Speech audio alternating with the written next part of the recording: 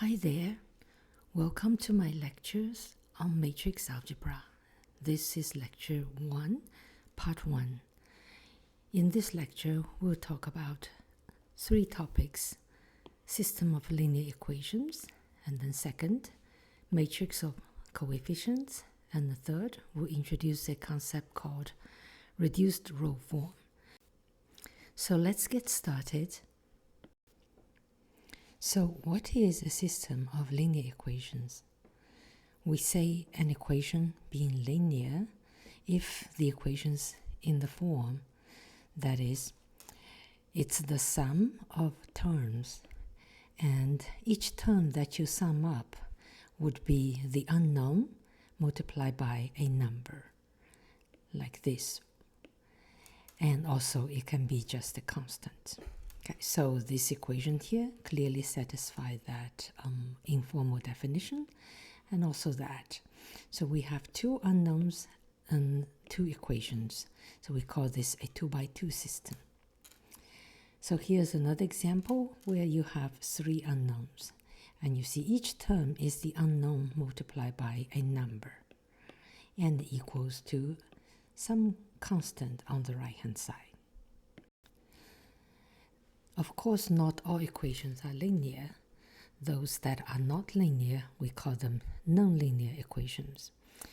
A couple of examples.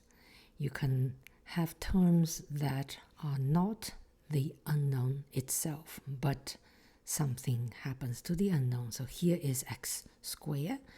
That term makes this equation nonlinear. And the second one here, we have sine of y, which is not y times a number, so that term makes it nonlinear. Okay, there are many nonlinear equations. These are just 2 random examples. Okay, for notation, instead of writing x, y, z as the unknown, which you can see will quickly run out of letters, we will use the following notation. We'll use x for the unknown, and then we put an index on it, x1, x2, x3, so on and so forth, to indicate a group of unknowns. So for this equation here, we will write like this, where the unknowns are x1, x2, x3. And we also see clearly this is a linear system. So all these are unknown times a number and the right-hand side. So from now on, this will be the standard way that we write our systems. We always put the unknowns on the left-hand side, and we will sort them in order following the index x1, x2, x3. And the constant term is always on the right-hand side.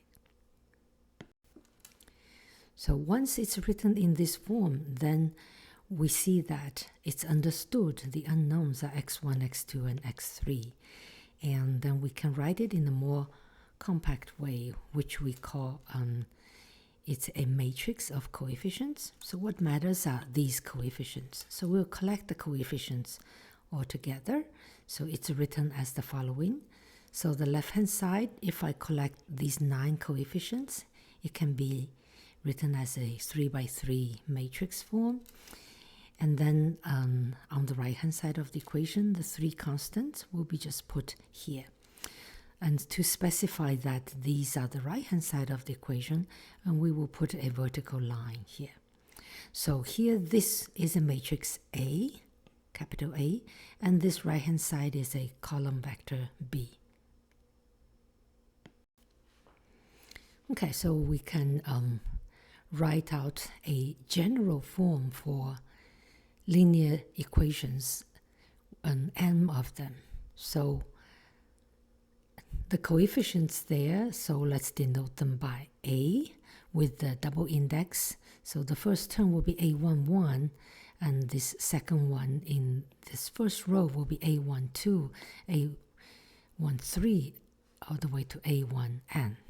Okay, so I have n unknowns, and then they satisfy m equations. So that will be the general form.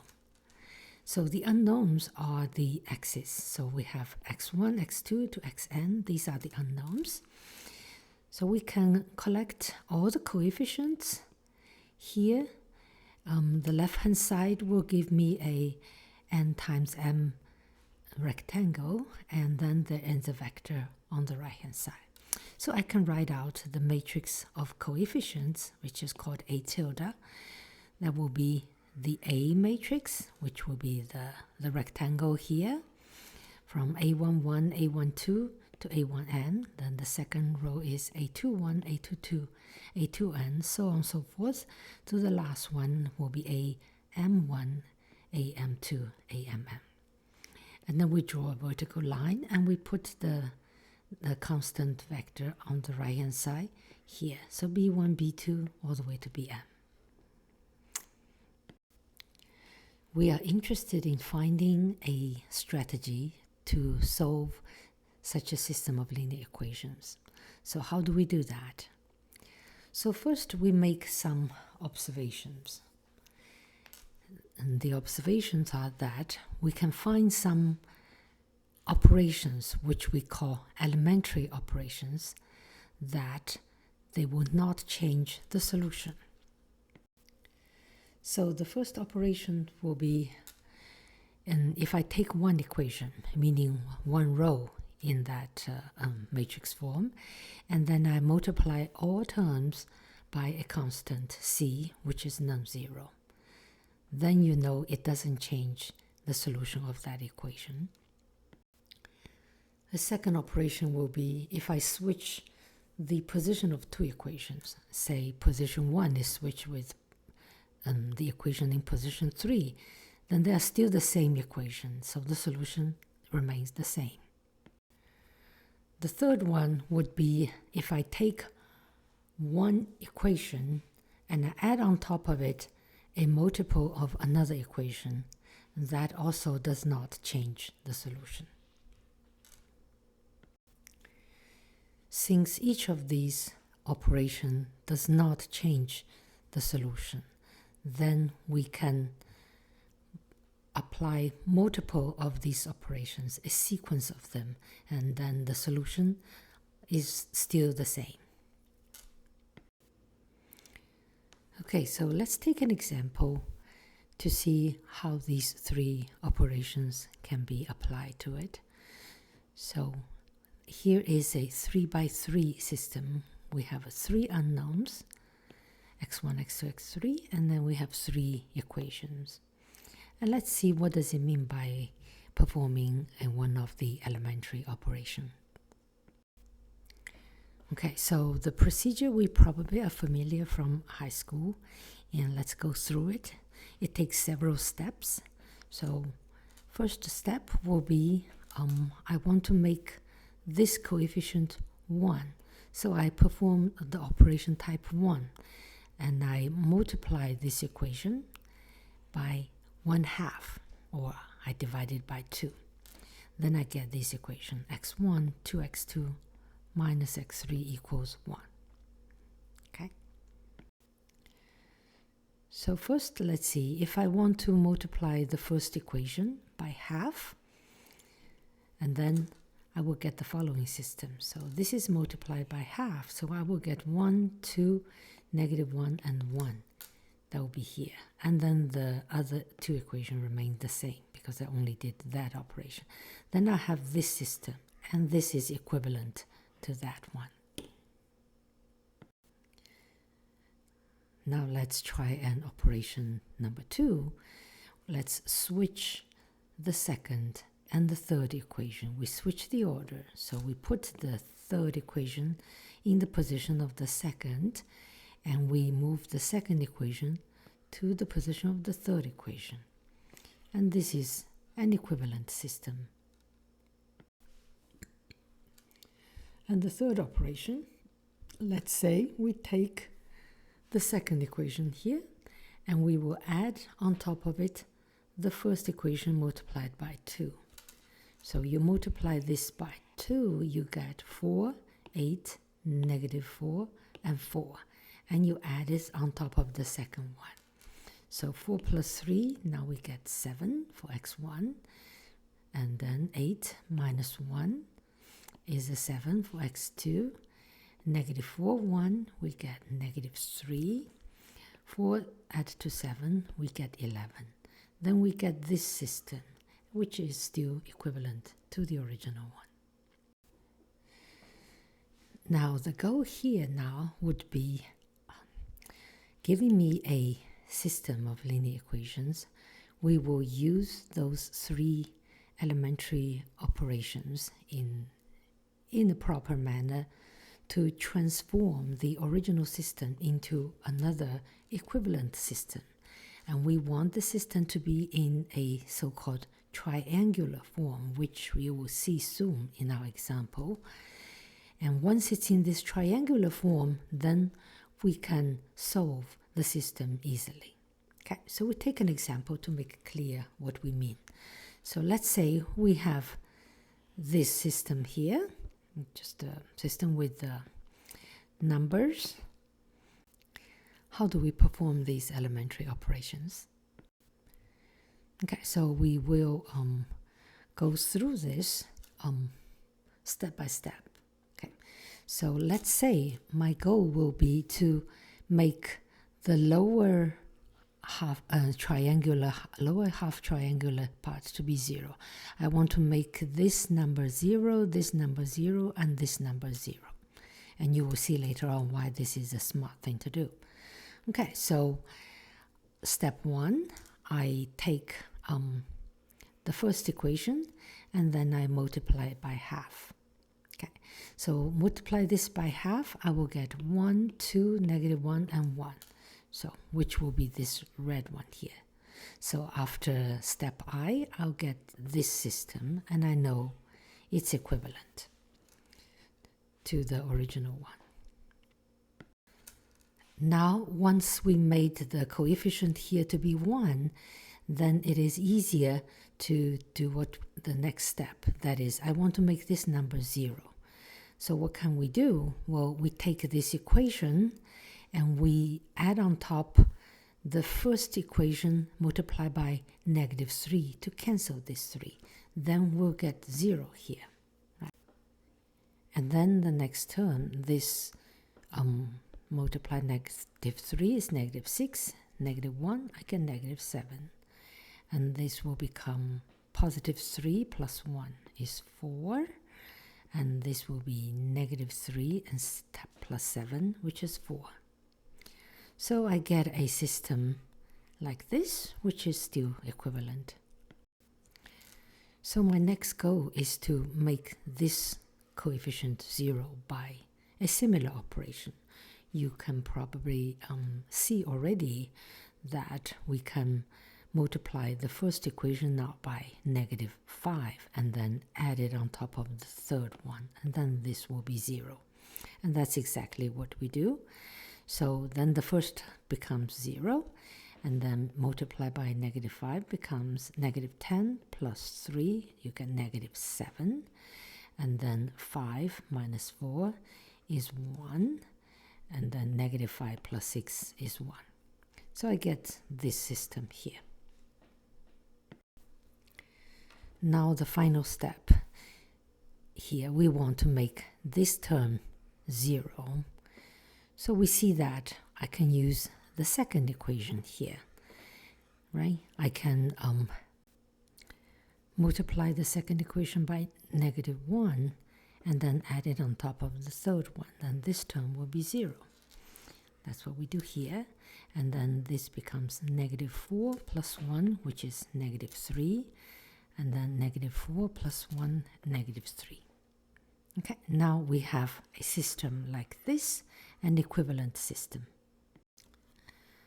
We see that if we write out this system and lined up the positions of the unknowns in a vertical way, then we see that this takes a triangular form. Okay, so that was why we want to reduce it into a triangular form. That's what we mean. And why is it a good thing to do? Well, if it's in the triangular form like this, then we see that the last equation contains only one unknown, which is the last unknown, and you can easily solve it. So you write the last equation down, you get negative 3, x3 is negative 3. You easily solve for x3, which is 1. And once this is solved, then you can substitute that into the previous equation. So x3 now is 1, and then this equation now contains only x2 as its unknown, and you can solve it. Okay, so here's what we did here. So I get negative 7x2 plus x3 is 1, so I have 4 equals 4, and it gives me x2 is 0. Okay, so now I have x2 and x3 both are solved, and then I can substitute the values here with my solution for them, and I can solve for x1. Okay, so the first equation becomes now x1 plus x2 is 0, so there's nothing, and then x3 is 1, so I have minus 1 equals 1. And then you can easily solve for x1, which is 2 here. So from this example, it is quite clear that we can see if our system is in a triangular form like this, no matter how many unknowns we have, you can always carry out this kind of a backward substitute algorithm to find the solution for the last x, and then go backward all the way to the solution of the first x. Okay, so it might be rather heavy to write out the equations for all these steps, in particular writing out x1, x2, x3 all the time. And then actually we already know that's always an x1, x2, x3. So we can use the matrix of coefficients instead and write it out in a more compact way. So here the 3 operations on the equations will be adjusted to the one for the matrix, which will be the following. Step 1 would be I will multiply one row of the matrix by a non-zero constant c. And then step 2 will be I will switch 2 rows. And step 3 will be add to one row a multiple of another row. Okay, these are the 3 elementary operations we did for the equations, the equivalence to the matrix form. Okay, so let's go through our example, the same example, and let's see how we can write it using matrix of coefficients. Okay, so here will be the matrix, will be like that. So step 1, what we did was take the first row and multiply it by half. So I get that, 1, 2, negative 1, 1. And the rest is the same. Okay, now I try to make this 0. What I do is I add on this row the first row multiplied by negative 3. This one is now 0. And then I have negative 6, negative 1, give me negative 7. And then I have 3, 1 gives me 4. I get negative 3, 7, and 4. And the next step will be making this guy 0. So I'll add on top the third row, the first row multiplied by 5, negative 5. Okay, so again, negative 5, negative 10, 5, negative 5. Add on top of that. Then you see you get 0, and here you get negative 7. Here you get 5 minus 4, 1. Here you get negative 5 and 6, and you get 1. And now the last one will be to make this element 0. So what we do is we add on the third row, the second row multiplied by negative 1. Okay, so then this is 0 because it's 7, negative 7. And then this will be negative 4, 1. I get negative 3. And this is negative 4, 1. I get negative 3.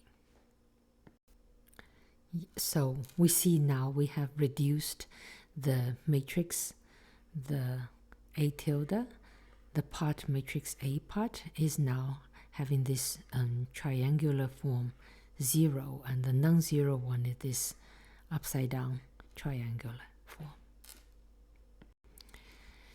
You can compare the coefficient, the matrix of coefficient here, with the previous example we did by writing out the equation, and this is exactly each step writing into matrix form, dropping the x1, x2, and x3.